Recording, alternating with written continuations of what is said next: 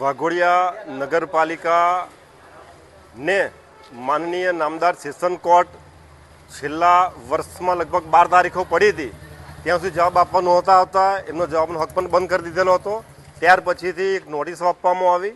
એ notice લઈને તાત્કાલિક અમે નામદાર કોર્ટ પાસે ગયા. તાત્કાલિક કોર્ટે માન્ય ચીફ ઓફિસર સાહેબને બોલાયા. એમનો વકીલ જે તે તારીખે પ્રેઝન્ટ થયા.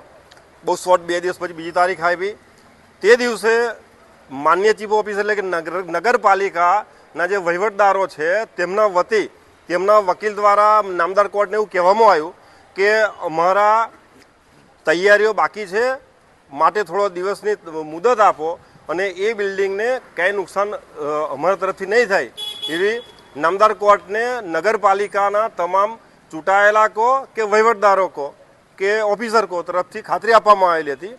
તેમ છતાં આજે અમને જાણ સિવાય આ ગટર કનેક્શન કાપેલ છે. હું તો ભારતીય જનતા પાર્ટીનો, ભારત દેશનો બહુ જ કર્તવ્યનિષ્ઠ અને કાયદાનું પાલન કરી અનુશાસન કરી એને અનુસરનારો માણસ છું. એટલે કાયદાની પરિભાષામાં નામદાર કોર્ટ સમક્ષ આજે આ વસ્તુ મૂકશું અમે. અને આપના માધ્યમથી પણ જાણવા માગું છું કે લાઇટ, પાણી, ગટર એ પાયાની સુવિધાઓ કેવું મને કંઈ ખબર છે.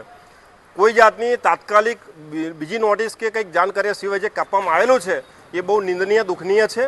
અને સત્તાધીશો કદાચ સત્તાના નશામાં વધારે હોય કે કાયદામાં હોય એ નક્કી ન્યાયતંત્ર કરશે, કોર્ટ કરશે, અથવા તો જે પરિભાષામાં છે કરશે.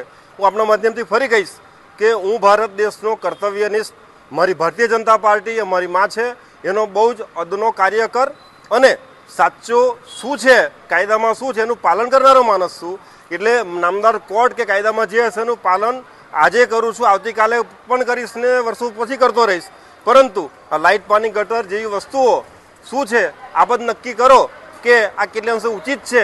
અને મારું નગર તેમજ વાઘોડિયા વિધાનસભાની જનતાએ વિચારવાનો નક્કી કરવાનો ટાઈમ આવી ગયેલો છે કે આપણે શાસન કાયદાનું ચલાવવું છે, સહન કરવું છે કે સાચી ખોટી વાત ઉજાગર કરવી છે. અને ભારતીય જનતા પાર્ટીના, અમારી સરકારના નિયમો અને જે સિદ્ધાંતો છે એને પ્રમાણે શાસન ચાલે છે કે કેમ એ જોવું છે કે પછી શું સાચું છે એ મારી વિધાનસભાની અને નગરની પ્રજા નક્કી કરશે. આજને દિવસે બહુ આપને વધારે ન કહેતા હું નામદાર કોર્ટ સમક્ષ જઈ રહ્યો છું કે આ સાચું શું છે અમને ગાઈડ કરે અને અમને જે સાચું હશે ન્યાય આપશે. બસ આથી વધારે ક્યાંય કેવું નથી. જય જય ગરી ગુજરાત, ભારત માતા કી જય, વંદે માતરમ. ફટાકડા અને મીઠાઈ એટલા માટે કે મને જ્યાં સુધી કાયદાનું જાણ છે, નામદાર કોર્ટને વાઘોડિયા નગરપાલિકા વતી જ્યારે વકીલશ્રી એવું કહેતા હોય કે અહીંયા અમે કોઈ નુકસાન નહીં પહોંચે પણ ટાઈમ આપો, એ વકીલશ્રી અમને આજે પણ ફોન પર ખાતરી આપી છે કે અમે માનનીય જજને કહેલું છે એટલે વાંધો નહીં. તેમ છતાં આ લોકોએ આજે કૃત્ય કરેલ છે એ ભગવાન એનો સદબુદ્ધિ આપે એવી અમે ખુશી વ્યક્ત કરીએ છીએ કે કાયદાની પરિભાષામાં જે સાચું હોય એ સાચું ઠરે અને મારા નગરને જે સાચું હોય એ દિશામાં લઈ જાય. એની આપ ખુશી કહો કે દુઃખ કહો પણ આ અભિવ્યક્તિ અમારી હતી. કચ્છમાં બાગાયતી ક્રાંતિ બાદ જળ ક્રાંતિ માટે તત્પર છે શ્રીનાથજી એગ્રો કોર્પોરેશન. ખેડૂત મિત્રો માટે ખુશખબર, ખારા પાણીમાં પણ થશે ભરપૂર પાક. સબમર્સિબલ પંપના ડીલરો, ઇરિગેશનના ડીલરો અને એગ્રો સર્વિસ સેન્ટરના વેપારીઓ માટે બહોળા વેપારની સુવર્ણ તક એટલે કશ્યપ એન્ટીસ્કેલ સિસ્ટમ. આ મશીન ખારા પાણીને પણ ખેતી લાયક બનાવે છે. આ મશીન મેગ્નેટિક નથી, ડીલરશીપ આવકાર્યા.